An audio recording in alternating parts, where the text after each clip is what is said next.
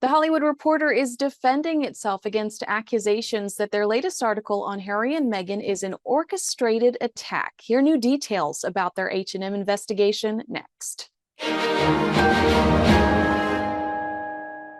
The Hollywood Reporter is pushing back on accusations that they are colluding with whoever to unfairly disparage Prince Harry and Meghan Markle.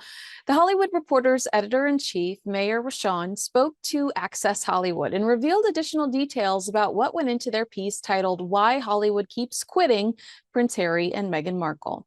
In case you live under a rock, the Sussexes were hit with a humbling article in the publication that magnified the rumors that Harry and Meghan's management style is less than stellar, creating a toxic work environment. This time, it was Los Angeles sources reiterating some of the issues employees faced at Kensington Palace, saying everyone is terrified of Meghan. She belittles people. She doesn't take advice. They're both poor decision makers. They change their minds frequently, with one source arguing that Harry is a very, very charming person, no airs at all, but he's very much an enabler and she's just terrible. The industry trade publication warns, would you work for Harry and Meghan? Ex-employees say run away. The Hollywood Reporter also said Meghan is absolutely relentless and that she marches around like a dictator in heels, fuming and barking orders. I've watched her reduce grown men to tears. Shortly after the article was published, by the way, it is still trending in the top 3 on the Hollywood Reporter's website, Harry and Meghan went into spin mode. Although, do they ever come out of spin mode? Meghan Markle basically has a PhD at this point, spin doctor extraordinaire. Sources immediately told The Express there were fears among Harry and Meghan that there could be a disgruntled former member of staff who was putting out mistruths, which were designed to make the Sussexes look bad. A source close to the couple told the newspaper the Sussex team have had more than enough of these types of articles. It's simply not true. Everyone is deeply concerned over the timing of the article because it was published just days before Harry's birthday, like he's the Messiah. I mean, it's so what? It's his birthday. There are fears there could be a disgruntled former member of staff who is putting out mistruths, which are designed to make them look bad. They added, the focus for Camp Sussex now is to build on the success of the last year and to take that positive momentum forward into 2025 and beyond. What is their definition of success? Not getting fired by Spotify? Look, it doesn't take a LinkedIn super user to recognize Archwell's mass exodus, which is basically what the Hollywood Reporter's editor-in-chief, Mayor Rashawn, said when defending their piece to Access Hollywood, telling an outlet that is typically very pro-Sussex that our reporter talked to, I think, a dozen people. Most of them are people who've worked very closely with the couple in various capacities now and previously. I mean, maybe Harry and Meghan do have a reason to be concerned about a traitor, with the journalist admitting our reporter talked to one very high-up source who works for the couple who said everyone is terrified of Meghan Markle. Mayor told Access, Duchess Difficult is a name that's trailed Meghan Markle for quite a few years. What is new is this notion that coming to America, that a lot of those rumors were manufactured by the palace. And the reporting that we did suggests that that probably isn't true, that there is some still undercurrent of fear. Even Newsweek admits the accusations are difficult to assess as they are based on unnamed sources, but they are particularly awkward for Meghan because they do not arise from her old enemy, the British media, who the Sussexes have previously accused of being hand in glove with the monarchy. You'll recall it was journalist Valentine Lowe who broke the story that Meghan Markle had been accused of bullying by former Kensington Palace Communications Secretary Jason Kanoff back in March of 2021, just days before her Oprah Winfrey sit-down. Lowe revealed a shocking email sent by Kanoff to his superior, which read, I am very concerned that the Duchess was able to bully 2 PAs out of the household in the past year. The treatment of X, name removed, was totally unacceptable. The Duchess seems intent on always having someone in her sights, Kanoff continued. She is bullying Y, name removed, and seeking to undermine her confidence. We have had report after report from people who have witnessed unacceptable behavior towards Y, name removed. At the time, a spokesperson for Meghan described the accusations as a calculated smear campaign based on misleading and harmful misinformation.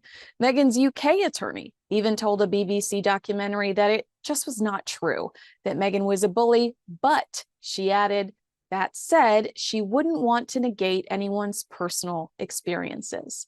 Meanwhile, Prince Harry claimed Meghan was so negatively affected by the reports that he woke up to find her crying in her pillow.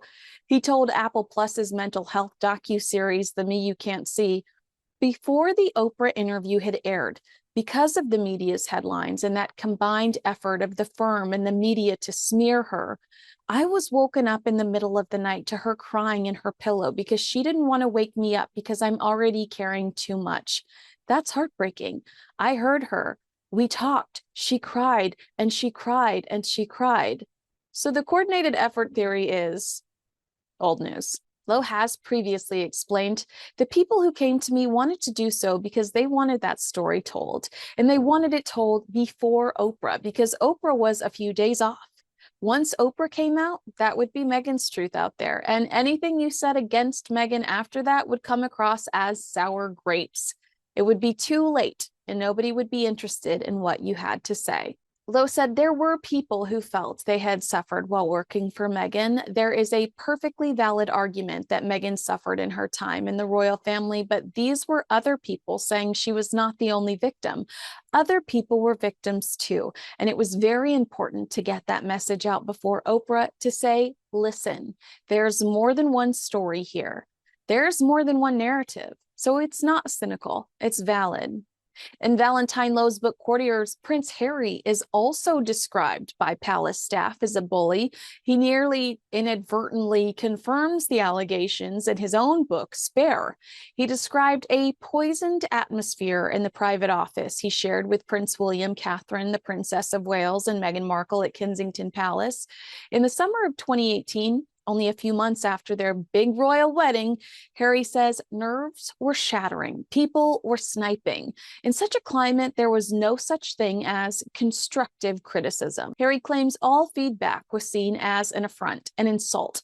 More than once, a staff member slumped across their desk and wept. Okay, has not exactly a positive reflection on your leadership, but okay. He continued, for all this, every bit of it, Willie blamed one person, Meg.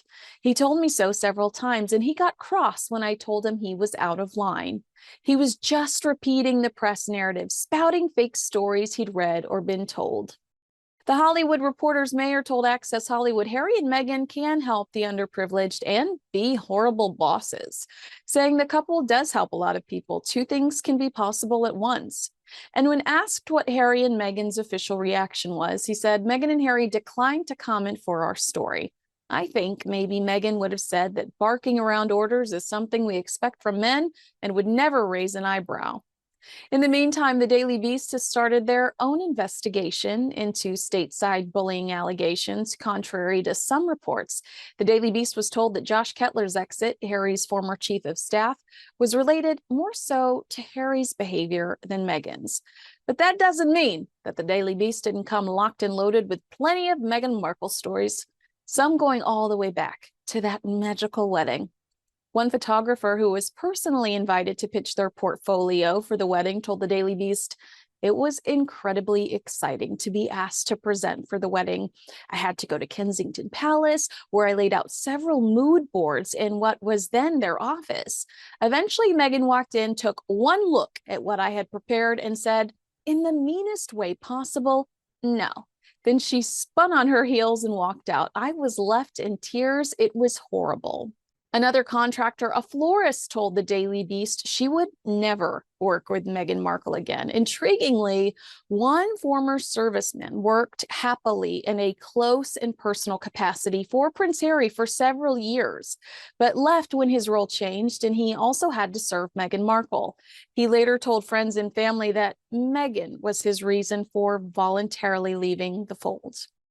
There is no question that if the Hollywood Reporter's editor-in-chief is having to defend his writers to Access Hollywood, they've experienced some pushback from Team Sussex.